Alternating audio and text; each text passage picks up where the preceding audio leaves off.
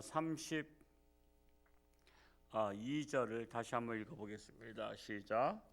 너희가 너희 조상의 분량을 채우라. 지금 계속 바리새인과 서기관들에 대해서 겉과 속이 다르고 겉은 깨끗하게 예문을 하는데 속은 시커멓다 이거죠.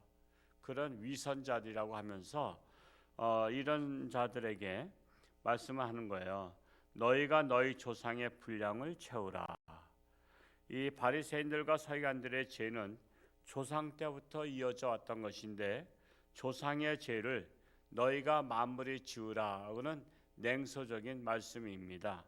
조상들은 선지자들을 죽였죠.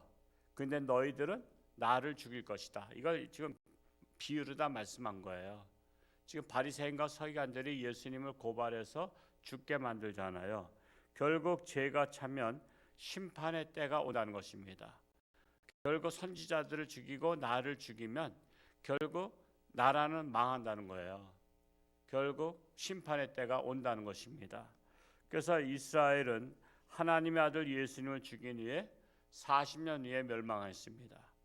멸망해서 제가 말씀드렸죠.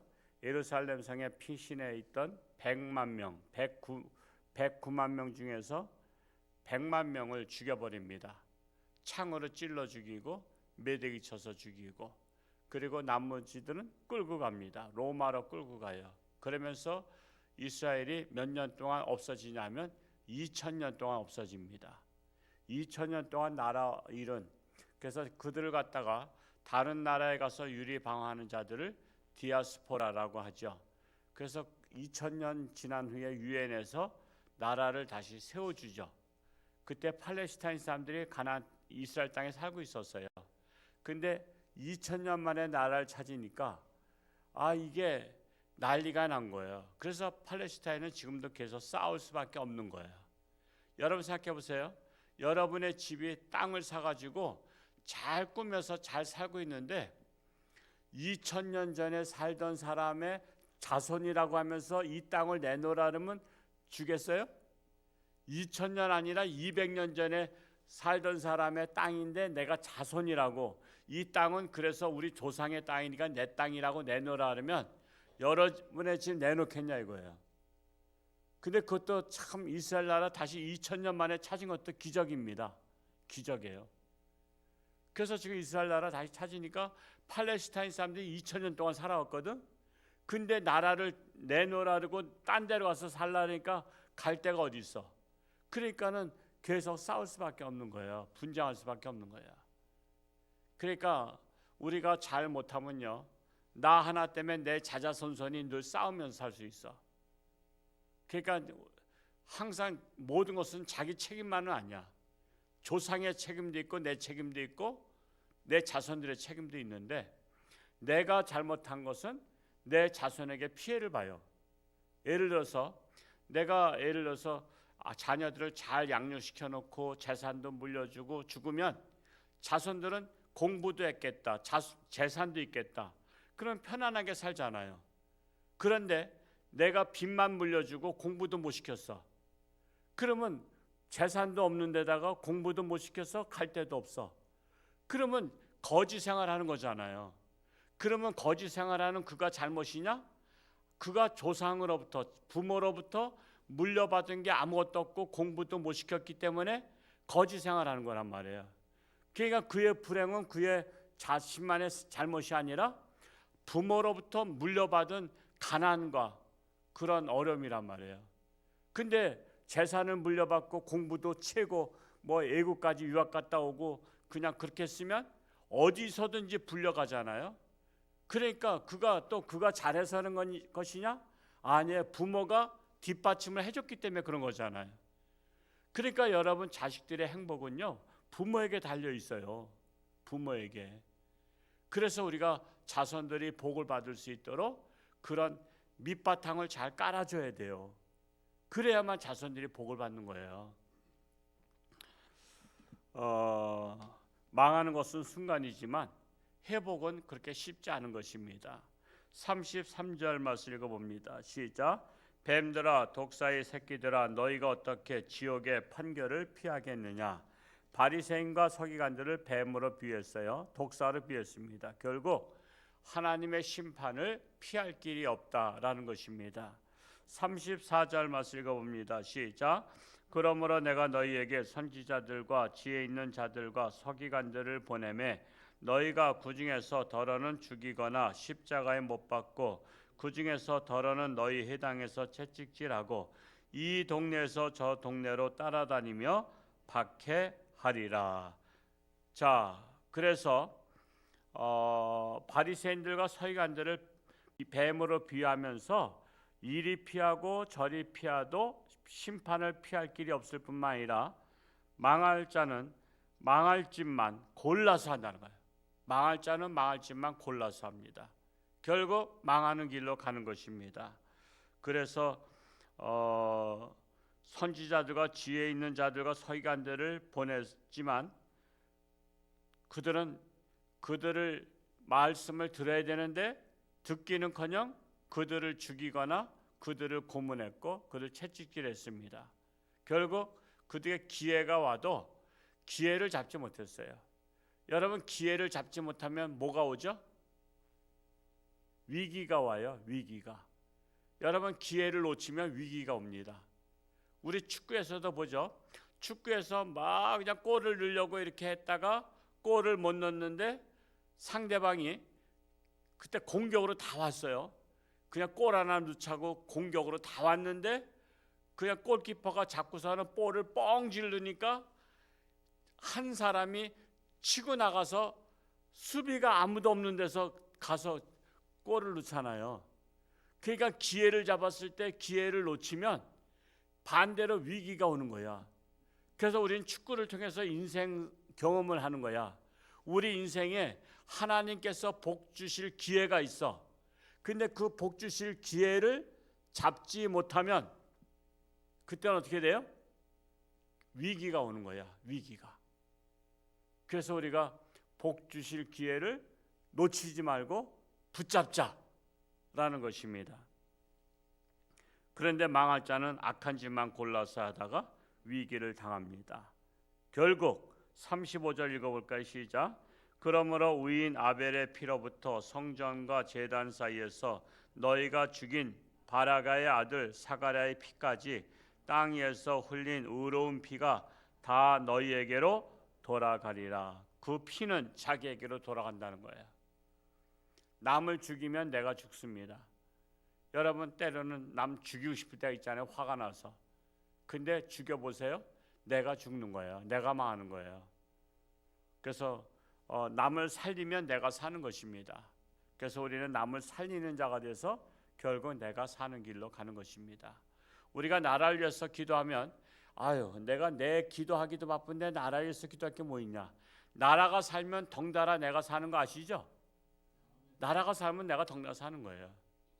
여러분, 우리나라 사람들보다 동남아 사람들, 아프리카 사람들이 우리만큼 일을 못해서 못 사는 줄 아세요?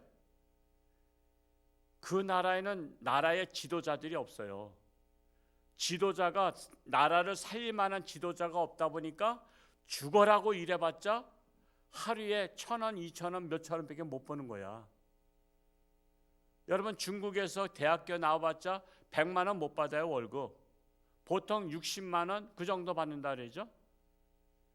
여러분, 우리나라에서 60만 원 받아가지고 월급 가지고 살겠어요? 그러니까 나라가 돼야 되는 거야. 나라 잘 되면 우리 덩달아 잘 살게 되는 거예요. 조금만 일해도 잘 살게 되는 거예요. 그래서 우리나라를 세운 사람들이 누구요?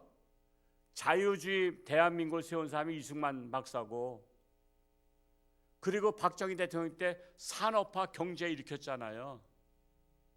그래서 잘 살게 된 거지, 우리 개별적으로 우리가 그렇게 품을 팔아가지고 잘 산 게 아니야. 우리나라 그냥 맨 땅에다 헤딩한 것 같아요. 그냥 포철 만들고 원자력 발전소 만들고, 그게 다 최고잖아, 최고. 그러니까 잘 사는 것이지 나 하나라고 잘 사는 게 아니에요. 그런데 우리나라는 참 희한한 나라예요. 이승만을 아주 그냥 기념관도 못 세우게 하잖아. 기념관 후원하겠다고 한 이영애를 막 공격하고 막 그러잖아요. 기념관 짓는데 그 그 영화 배우 출신 어르신들은 잘 아시죠? 신영균 배우. 그분이 500억을 시사한다 그러잖아요. 그러니까는 우리도 돈 벌면요, 정말 기념관 같은 것들을 좋은 분들을 잘 세워놔야 돼. 그래야 후손들이 그걸 보고 많이 배워. 우리 후손들을 잘 가르칠 수 있는 그런 터전들을 마련해야 돼요. 근데 교육을 잘못 시켜가지고요, 뭐 이승만이 자유주의 했다고 칭찬하고 박정희 대통령이 우리나라 경제 살렸다 그러면요, 그거 시험 들어가지고 교회를 떠난 사람들도 있어. 그래서 우리 교회는 그 좌파 분들은 많이 떠났어요. 솔직히 떠났어요. 홍천주 함께 목사님 설교 못 듣겠다는 거야. 맨 거짓말 설교한다 이거지. 박정희 독재자인데 왜 박정희를 칭찬한다? 독재한 걸 칭찬하는 게 아니에요. 그 사람은 항상 좋은 면과 나쁜 면이 있어요. 여러분은 100% 좋아요? 우린 다 좋은 면도 있고 나쁜 면도 있는데, 좋은 면은 살려주는 거예요. 사람들 만났을 때 맨 나쁜 면만 비난하면 되겠어요? 우린 좋은 면을 칭찬할 수 있는 사람이 되어야지. 그래서 우리가 지금 세계에서 가장 지금도 지도자들이요, 지금 존경하는 지도자라면 박정희 대통령 꼽아요. 지금도 각 나라 지도자들은요, 박정희 대통령 같은 지도자가 자기 나라도 있으면 좋겠다고 하는 거야. 그런 지도자가 없어요. 그런 지도자가. 그래서 우리가 노력한다고 되는 것만도 아니고, 나라 위해서 기도를 많이 하면 나라가 잘 되면 덩달아서 우리는 잘 먹고 잘 살아. 그래서 나라 위해서 기도하는 게 남을 위해서 기도하는 게 아니야. 바로 나를 위해서 기도하는 거예요. 나를 위해서. 우리나라처럼 이렇게 나무가 많은 나라도 이렇게 없어요. 그건 누가 했죠? 박정희 대통령 때 했어요. 제가 초등학교 다닐 때 나무 심으러 다녔어. 그때 그냥 초등학생들 다 가서 산에 가서 곡괭이 가지고 호미 가지고 나무 다 심고 그랬어. 그때 심은 나무가 지금 이렇게 울창해진 거야. 북한은 지금도 산에 나무가 없잖아. 나무가 없으면요, 나라가 황폐화되는 거예요. 그러니까 그러니까 나무가 많은 나라일수록 복 받은 나라야. 나무가 많은 게 복 받은 거예요. 나무가 없다는 것은 복 받지 못했다는 거야. 그러니까 우리나라 이렇게 지금 나무들이 엄청난 거예요. 대단한 거 아닙니까? 그러니까 나라 위해서 우리 기도해야 된다. 앞으로도 박정희 대통령 같은 그런 훌륭한 지도자가 나오도록 기도해야 됩니다. 이제는 앞으로는 독재래, 독재 못해. 뭐 그 당시에는 또 그렇게 할 수밖에 없는 그 상황도 있어. 그렇게 안 했으면 또 우리나라 여기까지 못 왔어. 경부고속도로 만들겠다 했을 때 국회의원들이 거기다 들어넣어서 만들지 못하게 했던 거 아시죠? 경부고속도로 못 만들게 만들었다고 반대했어요. 국회에서는. 왜? 오라비들이 기생들 무슨 타고 다니려고 그러냐? 그게 아니잖아. 부산에서 농산물이나 무슨 산업 그런 것들이 다 서울에 하루 만에 올 수 있도록 만든 거 아니에요. 그러니까 우리가 정말 신선한 우리가 야채도 먹고 그러는 거야. 길이 잘 뚫렸으니까. 그러니까 그런 땐 또 독재를 해야 돼. 반대한다고 안 하면 어떻게 돼요? 그냥 밀어붙여서도 했기 때문에 우리나라처럼 이렇게 길이 잘 된 나라도 또 이렇게 별로 없어요. 일본도 우리만도 못해. 일본 가서 다니다 보면 답답해. 아우, 길이 왜 그랬는지 모르겠어. 우리나라는 그냥 뻥뻥 뚫어놨잖아. 그냥. 그러니까 모든 게 하루 만에 다 도는 거잖아. 우리나라는 하루 만에 다 돌아요.